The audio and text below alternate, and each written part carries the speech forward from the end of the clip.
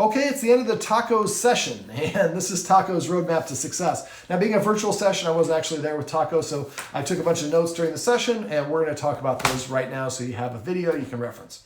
Okay, so I'm going to say it's linked below, and if it's linked below, there's a video that talks about it in detail, so I don't want this is going to be probably a 15 or 20 minute video anyways, so I'll have that, you'll be able to go to those videos and you get, it's compartmentalized, whatever that lesson is. So there's going to be one on a crate training with somebody from one of our puppy classes. And so watch that. Anytime a dog doesn't like to go in the kennel, it has some tricks that'll actually make it easy so the dog wants to go in the kennel. Make sure you have a fun command word for that as well. I also sent you, I'm going to have something linked for the long-term confinement area. That's the setup in the corner. I'll have a link for sit down, up, and stand. Now for sit down, up, and stand, we teach it boom, boom, boom, boom, 4 in a row. And when you do that, make sure you practice in different parts of your house. Keep the practice sessions short. For training, you want to keep your practice sessions, besides the stay, you want to keep them less than 90 seconds and always end on a good one. So practice the sit down, up, and stand. I would suggest you probably work on all the rest of the stuff we're going to talk about in this video, this Roadmap to Success video, and then come back maybe mid-May, maybe mark your calendars mid-May to start going through some of the other things. Now, sit down, up, and stand is pretty basic, so you can, I guess, do that at the same time. I don't want to overwhelm it. All right, so order it from Amazon, set up the long-term confinement area. Hopefully you've already ordered it by the time you're watching this. Set that up in the corner. Make sure it's tall enough he can't get out of it. I would say probably about 36 inches. Make sure it has a door. He should eat in there. He should sleep in there, and he should be fed in there. And I would also follow along the instructions in there to make sure it's a good positive experience. You'll have to practice a little bit, but it's not very hard. All right.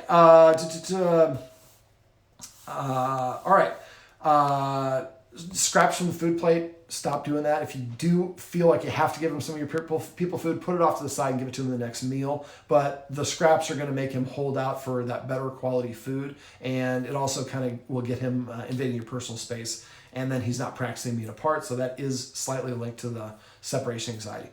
I'm going to put a video for leave it and drop. Once you practice the leave it exercise well enough, if he starts chewing on the carpet, you can say leave it, he leaves it, and then ask him to come over you, and then ask him to lay down, and then give him a treat for laying down. Anytime if a dog's doing the wrong thing, remember good attention, bad attention, same thing. So if he's doing something that you don't like, and you call his name, well, that's going to motivate him to want to continue doing that. But if he's chewing the carpet, and you pull out maybe the bag of treats, and you crinkle it, and he hears that sound, he's like, shoot, and he drops and comes over here. You've distracted him from what it is without making it more appealing to him, because he didn't get your attention. You just did something to catch his attention. And then when he comes over to you, then you ask him to sit or lay down or do something else. I call that a stopgap measure. You want to make sure that you're rewarding him for a second activity. If you say, you chew something, you say, come, well, then every time I chew, that's the trigger that'll get me the treat. So we want them to kind of distractedly get them their attention, then ask them to do 1 or 2 things and then reward them for that. So you're not rewarding the wrong thing. Okay, let me see. The exiting the kennel, we'll talk about that, I guess, as a rule. All right, so the other last thing I want to talk about before we kind of summarize the things we covered in the session is your visits, 2 things, I guess, the walks and visits to your friend with that dog, the role model dog. So make sure you're doing that role model dog visit. I would like to do 1 of those a day. Now, if they have a yard and you can let them play outside, that's awesome. You can practice social distancing. Otherwise, figure something out. Those retractable leashes are a good way to do it. But if you can go inside, if it's a friend and you're staying safe, just do what you need to do to stay safe.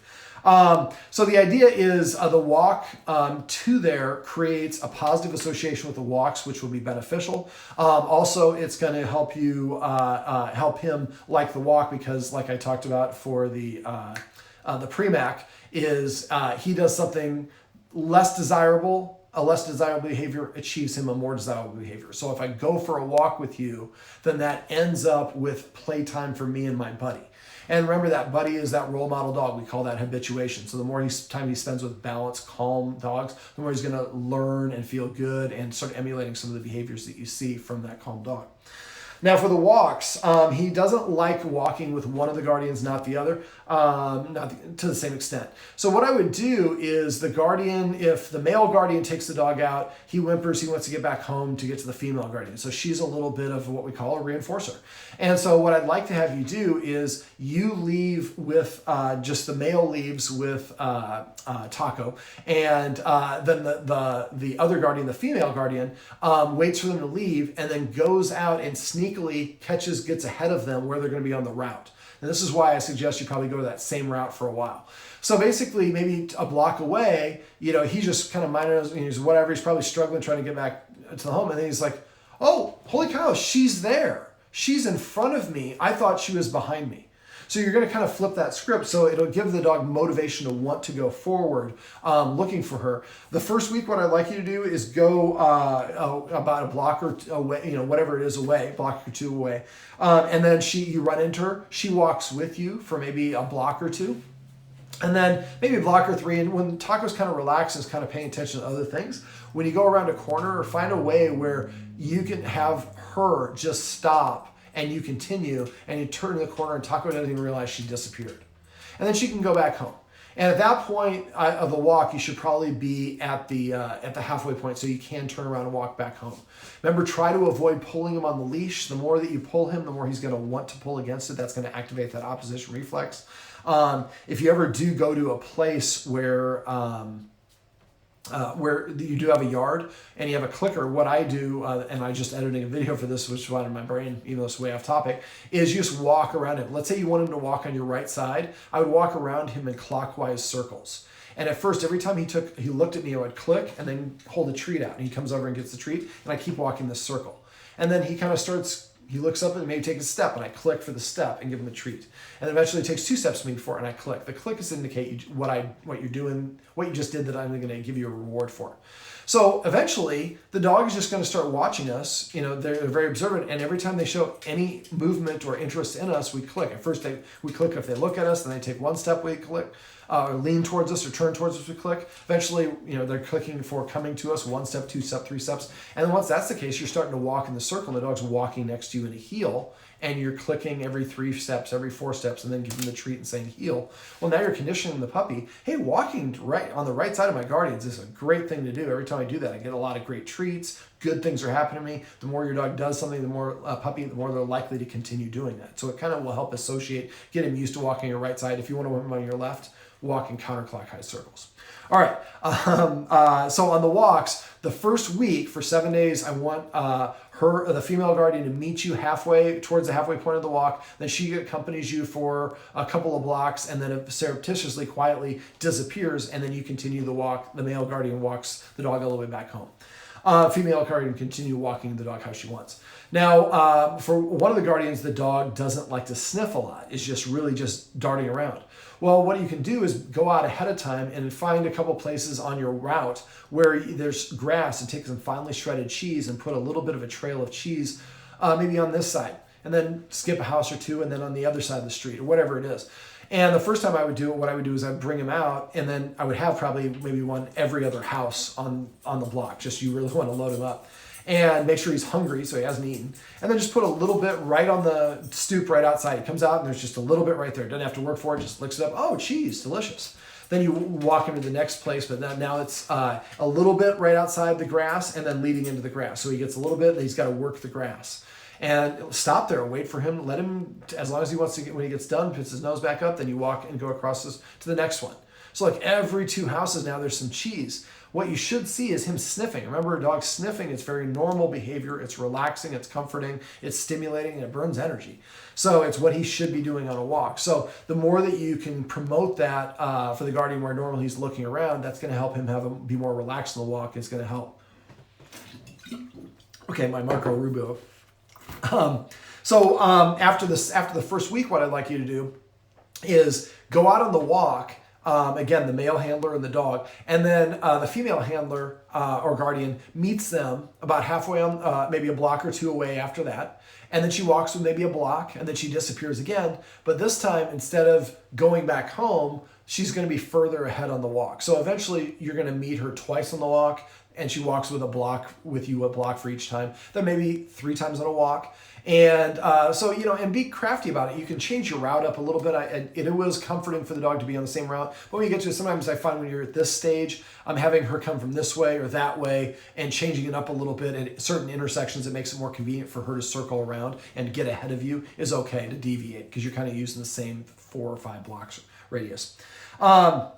So these 2 tricks will help the dog learn to start being Taco be more involved in his environment, promote more sniffing. Also, we're using the other guardian as a lure to get him to moving forward instead of pulling away.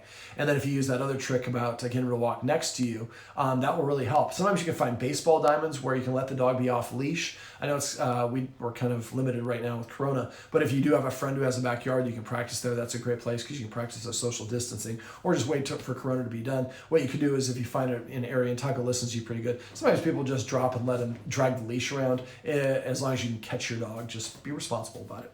Okay, so and then basically there should be another link to how to enforce an invisible line or keep the dog out of the kitchen. Now I'm going to summarize kind of what we talked about in the session, and the rest of this is kind of almost new material. So basically what I want you to do is increase the exercise, especially on the days where Taco's not eating. If he doesn't eat breakfast, then try to get him maybe an extra walk or 2. Just like us, the more exercise that we get, we're burning energy, it increases our appetite. And again, I'd like to have a daily walk to that other guardian's house with his buddy dog so that he has practice at being good on the walk and has that reward, and that's a good form of exercise as well, socializing. You can also remember to use the doggy stairmaster, throwing the treats up and down the stairs. So you show him that you have a treat at the top of the stairs, you have the retractable leash, throw it down the bottom of the stairs, he runs down there and licks it up. You call it France, and then show him you got another one, he comes back up to you, you give him another one, call it England. And then so you throw these treats, and each down up is 1. You keep on doing this the first time, and always in an empty stomach for this sort of exercise. And make sure the vet is okay with it. This is also a repetitive activity. Some vets, certain breeds, they don't want them doing certain things. There's a bone development. So check with your vet. Make sure your vet is okay with doing running up and down the stairs. But the first time you do it, it provides okay with your vet. Is I usually do it with an empty stomach. I'll always do it with them, but I do it when the dog's hungry and it's really motivated. And I'm counting each down up as 1 to find out what the maximum number is. You want to exercise about 50 to 75% of the maximum number. I'm guessing in you guys' case, it's probably in the range of like maybe 5 to 15, maybe 20. I could be wrong, but that's what my guess would be. And so you can do that multiple times a day, and eventually you're creating a command word. France means to run downstairs. England means to run upstairs. That can be helpful at later times. It's just easy to just add a marker there. So also remember, when you're coming up with new commands, come up with funny command words. Dogs can read our facial expressions. So if we have fun command words, that's a nice way to motivate the dog to want to do it because it seems to please us. It causes us to smile. That is motivation for your dog. One of the things most dogs actually don't have from their guardians. Okay, so other forms of exercise, Google scent games. You can also feed out of that snuffle mat that I showed you, or you can order an Omega Paw Treat Ball. Order the large one. It's not that large. It's only about softball size. So if you have somebody over and he's being persnickety or you need to distract him, you can put some of his kibble in there, roll it around the room. You'll have to roll it probably for him at first. It's very common, but eventually he'll figure it out. He'll nudge it around his room. It's entertaining for him. He's earning his food. It's distracting. It's beneficial.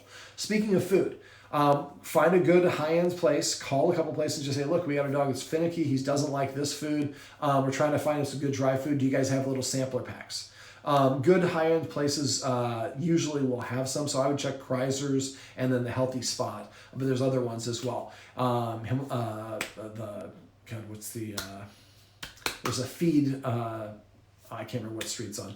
But there's a couple of good shops. So get a whole bunch of sample bags and try out different foods. We want to find a food that he likes. Maybe he just doesn't like the food. I think part of it is he doesn't like the food.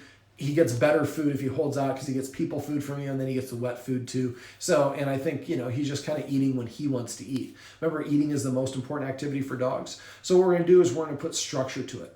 So you're going to put once you find a food that he likes, you're going to feed him in that bowl, and you're going to put the bowl down, and then he's not allowed in the kitchen, and the video in this write-up, again, will explain how to do that. Then you're going to eat something of 5 more bites. Piece of chip, cracker, celery, whatever it is. When you get done eating, then you invite him to come over and eat. When he comes over to eat, he's on the clock. Invite him maybe 3-4 times. If he doesn't come, if you spend a minute inviting him, he doesn't come over, pick up the bowl, dump it empty, put the empty bowl back down. Both should be actually in the long-term confinement area. And then he doesn't eat again until the next meal. It's not ethical to withhold food for a dog, but it is ethical to say you need to eat it under certain conditions. And that's what we're saying is when I provide you the food and you're going to watch me eat first. Watching eat, there's some debate about it, but I just think it just gives you an opportunity to have the dog practice restraint itself, which is beneficial no matter what. So basically, you're going to eat, then you're going to give the dog permission to eat. If it doesn't eat, or it doesn't even come in the bowl, then pick it up and dump it. If it comes over and sniffs it, as long as it's there, I would allow it unless it gets prohibitively long. Or if it comes and sniffs it, it takes a bite or two and then walks away. As soon as it walks away, I pick it up and dump it empty. When you walk away, that is your way of telling me as a dog that you're done eating. And the food goes away till the next meal, but we're going to put the empty bowl back down. So you're going to recognize that every time you go get a drink of water, or whatever it is, that the food bowl is empty. Okay. Once you get to that point, when he does eat his first bite of food, come up with a fun word. Call it chimichanga or banger's mash or whatever it is. And so come up with a word that's going to make you laugh. And every time he eats for 4 months, say that word for his first bite of food. After a while, you could say lasagna, and he'll go and eat if that's the word that you've been using. So eating is a very important activity for dogs. If you have dominion over it, it really helps, and it's a daily activity. I would feed him breakfast, and if he only eats half of his breakfast, the food that I dump away, I would save that, and that's what he would get for dinner. If he eats all of his food for dinner, then he would get, for breakfast, then he would get dinner. If he eats no food for breakfast, I would not feed him dinner. All dogs have to eat. And again, if he doesn't eat, then the next day he should get more exercise to really spike that appetite. Sometimes this is a little bit of a Hooplinks first sort of situation. Now, that's why I want to make sure that it's a food that he does like first and don't like punish him for saying, I don't like this food. That's kind of that's a bad thing. It's uncool. So we want to make sure we find food that he does like. And then if it is a test of wills, you're going to say, look, I'm going to provide you the food once or twice a day. And if you don't want to eat it, that's fine, but there's no other food. And then eventually hunger kicks in. It becomes your ally. If he goes longer than 4 days, let me know. It usually means somebody in the house is cheating, though. Okay.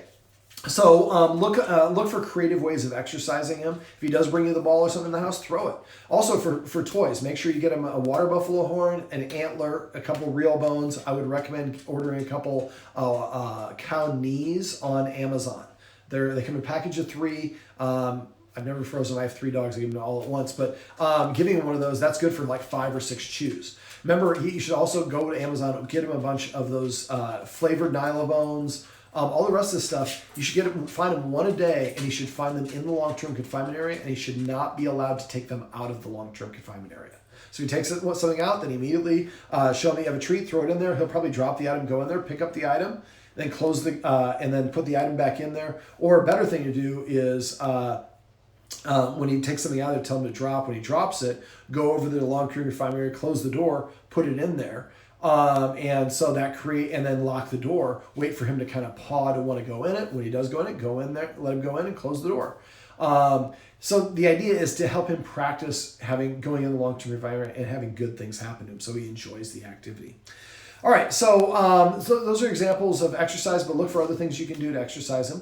We also talked about rules and the importance of rules. Remember, a lack of rules means that we are peers. If we're peers, then listening to you is optional. That's part of the reason why he doesn't listen to you. Now, a couple of housekeeping things. Remember, dogs learn through repetition, consistency, and good timing. You have 3 seconds to correct or reward them to be able to make that connection, but it has to be repeated over and over a consistent number of times before they make that connection. Consistency is the name of the game. Remember that breaking a rule to reward him is very confusing and frustrating and will just cause him to want to do that again. Remember that enforcing rules is not mean or is not bad, it's not negative. There's things, it gives him a goal to strive for in some cases, but also helps to separate the leader, follower, and have a little bit of clear definition between those 2 roles. All right, so let me see. Anything your dog's doing when you pet it is what you're rewarding. So if his tail's tucked, you should never even get him petted. If he's scared of something or fearful of something or reactive, we want to increase the distance between him and whatever that is. Try to not have him just stop and sit and fixate on something that he doesn't like as well. And so you can lay your hand on him, and that is associated with love and affection. But as soon as you start petting him, you'll reinforce the exact thing that you're trying to stop. So no petting in those unbalanced states of mind. This can also include excited, think jumpy, barky. Whatever your dog's doing when you pet is what you're reinforcing. Now, the flip side of that is remember anything your dog does in your presence that you don't disagree with is the same thing as saying 2 thumbs up. So you want to disagree immediately and consistently when you're enforcing rules. So some of the rules we went over, not being allowed in the furniture. Remember, you can order those X pads from Amazon. But if you're using long-term confinement, you're diligent. You have a lot of places. I think you can get by without it. You can also, other ones you have to sit before I let you in or out of your long-term confinement area or out of your kennel if the door is closed. Eventually you do it for the front door to the house, and I would make him sit before you even pick up the leash to put it on him, and he has to stay seated the whole time you apply the leash. There's a video on what's called that CER, that technique where we swung our hands back and forth. Watch that one and message me if you have questions or problems with that as well. Let me see. We also, other rules, not being allowed in the kitchen when you're preparing food. There's a video in here for that. Not being allowed to be within 7 feet of you guys when you're eating food. So I would say, like, if you're eating food on the couch, he's not allowed to be between the table and the couch, and certainly not on the couch. That's one of the rules. The rules should be in place for a minimum of 66 days. Bare, absolute minimum. If you do everything else perfectly and the dog responds perfectly, then in the perfect situation, 90 days is fine. Most people are never even close to that. So be prepared that it might be a couple months. It might be 4 months, might be 5 months. That's okay. Eventually, you can get to the point where you can let him up there. But just like a kid, if you let him have everything, they're not ready. They're not mature enough for things. And you do have a baby dog. So remember, you can always go down the floor, go buy yourself some throw pillows and create an awesome pillow for it on the floor, and you can lay there with him and cuddle with him as much as you want. You should do that. That's helpful. It's helpful if you want if you want an adult dog that likes to be cuddled, you need to cuddle a lot as a puppy. So you should be, until he's a year, in the Maxwell style, you should be cuddling him a lot if that's a trait that you want from him. So it's important to get down on the ground. If you don't have a rug right there, go to carpet stores. Most carpet sellers will sell you a really nice high-end piece of carpet. It's like $30 a yard for like a 6 foot by 4 foot area or whatever for like $5. And if you choose on it, you don't really care, and it's something nice and soft for you to sit on. Maybe make that part of your ritual twice a day, or each one of you guys is going to get down on the floor and cuddle with him and watch movies. It's like being in the drive-in movie theater. It's not that bad. And then later on, and if you want to let him have your bed in the bedroom, you can do that, but you should be on the bed first. You fluff the pillows, and when you're comfortable, then you invite him up so he can be on the bed only with an invitation. But if you want to keep him off of that as well, like for the separation anxiety, having him sleep in the long-term confinement area in the living room while you are sleeping in the other room will be very important for him, and will be a great, easy way for you to help him practice being alone. Just make sure you practice the steps in that long-term confinement area outline. Spend the time inside it with him. Get those high-value items. Practice multiple times a day and end on a good one so that he associates going there as confined. Because it's in your living room, I think you guys are going to be pretty able to adopt it pretty quickly because you spend time there watching TV. Don't be afraid to drill a hole through the back of a bully stick and then zip it inside the back of the kennel. I would probably put the kennel in the actual corner and then have the gate go around into the room and then connect on opposite ends of the kennel. It doesn't have to go all the way back to the wall to connect to each other. You can use the kennel as that kind of a connector. Let me see. We also talked about petting with a purpose and passive training. Petting with a purpose. If I tell you what to do, I'm the leader. If you follow me, then and do what I tell you, you're the follower. So next time he nudges you, tell him to sit. If he's already sitting here, tell him to sit over here or tell him to lay down. There's a video on how to teach your dog to sit down and stand in this write-up as well. So he knows how to do that. So what you're telling him is you can't tell me what to do. You tell me what to do, nothing happens. But if I tell you what to do and you do it, you get rewarded. That motivates him to want to do that. And so what will happen is he'll start sitting in front of you in the couch to prepay for some attention. When he does, make sure you pet him. Otherwise, he's going to go back to the old way. And if you pet him and then you pet him for a minute and then go back to watch TV and he does it again, you pet him again, he does it a third time, he's telling you, I need some exercise. Get the omega treat paw out. Let him run around with that. Take him for a walk. Do the treat toss on the stairs. Give him some exercise. Give him something to do. He's young. He's athletic. He needs that. So if he's doing that, he'll develop bad behaviors like I talked about. But if he's giving that sort of sit, make sure you reward it. And if you're doing a lot, give him some exercise, stimulation. And don't use the long-term confinement area for that. If you do that, or you're being annoying, so I'm going to put you in there so I can watch TV, that's almost a punishment. So if anytime he goes in there, he should want to go in there. So make sure you're tossing treats there so he walks in there on his own. Look at the gates also that you order. Some of them you can walk in with it. Sometimes you have to step over it. He's small enough he could probably get away with both of them. You both look fairly long-legged to me. But you might want to just get one that you just walk into the whole thing in the long-term confinement area. Okay, so petting with a purpose. If he tells you what to do, nothing happens other than you tell him what to do. And if he does it, he gets a reward. Eventually what he'll do is he'll start sitting, California, instead of climbing up on top of you like this, he'll start sitting in front of you, like I said, to prepay for that attention. That's when you make sure you pet him. Now, the other, remember to use that watchword of paycheck. Paycheck means I suspect you're petting without a purpose. So if somebody comes to the room and tells you paycheck, even if you did it right, you would stop petting the dog. Tell the dog to sit. When the dog sits, pet it under his chin. Remember, not on top of the head. Say the word sit and only the word sit. Remember, they hear the first word you say. And then tell the person, actually, I asked her to sit before you came in. And when you, when she opened the door, you opened the door, she stood up, and I did pet her with a purpose. A lot of times they'll forget. And so it's just a way to help you remember. The other thing is, we talked about, Callie, don't knock that down, is passive training. Passive training is celebrating the things the dog does that you like. So if Callie paws me in the face, and I like that, I could say that, punch. And then eventually she'll learn how to punch me in the face. That's probably not ideal. So she's kissing me right now. This is ironic. So if my dogs kiss me anywhere, when they're licking me, I call that kisses. If they lick me in the face, I call that love. So I can be hanging with my dog and I say kisses and they start licking my arm. I say love and they lick me right here. So I'm making a distinction between the two of those. Passive training is celebrating the things the dog does organically on its own and marking them and rewarding them. So every time your dog comes to you, make sure you pet Taco and say the word come. Every time he sits, pet him and say sit. Every time he lays down, pet him and say crash or chill, whatever the word is you want to use. Takes his first bite of food, call it burrito. Taco, burrito! Use some humor. And so basically every time he takes his first bite of the food, for the 4 month years, taco fajitas or chicken, tacos and salsa, or come up with something that makes it funny. So basically, after a while, the dog associates the action with the command. Now, if the dog knows the command, I say the command word twice. I would say sit. When the dog sits, I would pet under the chin, and then I would say sit a second time to let the dog know why I am paying him. That's the most important time for them to hear the command word. Most of us, we say sit, good boy. Then you also say lay down, good boy, and eat your food, good boy, and poop, good boy. The good boy part is confusing to dogs. They know you're happy, but they already know you're happy because you're paying attention to them. So instead, when they sit, you pet them and say sit. The first word you say is what they're going to hear the most. Now, for petting with a purpose, Callie, let's see if I can get the camera to show us over here. Callie, come here. Sit. So what I do is if I want to get Callie to sit, I'm going to have to move this further away to demonstrate this. We'll see if I can even achieve it here. Callie. So if I want Callie to sit, I'm going to use my hand motion. Well, over here, Callie. Callie, come here. So I'm going to go over and arc over her head. I can't show you this camera thing. It's tracking my head, which is helpful, but not when I'm trying to demonstrate it like that. So basically, if this is the dog's head, hold your hand up like a cup. Make sure your fingers are up so they can't see, but don't keep your hand closed.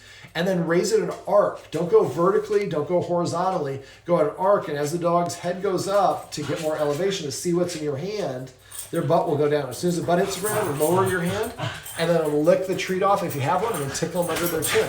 The idea for this is that the dog learns that sitting is a good way to ask for attention, like we talked about, but that hand motion also comes in. Hey, Three Stooges, I'm working here. All right, sorry.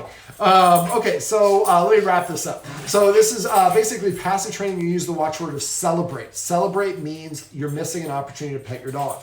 So Max comes up to me like he just did right now. I pet him and say, come.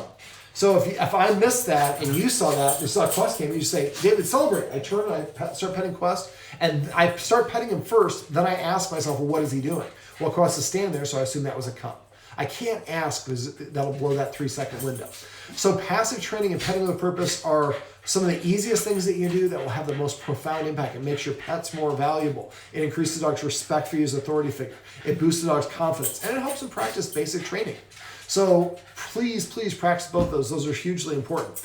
Watch the videos on this page. If there are any of them that you have a question about, message me. If I don't hear from you, I assume that everything's going great. So texting me is the fastest way to reach me. Text me at that 402 number. And don't wait. Text me as the stuff comes up. We'll get you there. He's a great little dog. I think you guys just need some polishing. This is a longer video than I normally do, but I want to make sure you have all the tips. There's going to be a lot of, like I said, links that'll help with you and your journey. All right, give Taco some pets from me. Just make sure he sits for him first. All right, I'm David. This is Taco's Roadmap to Success. Remember, everything you do trains your dog, only sometimes you mean it.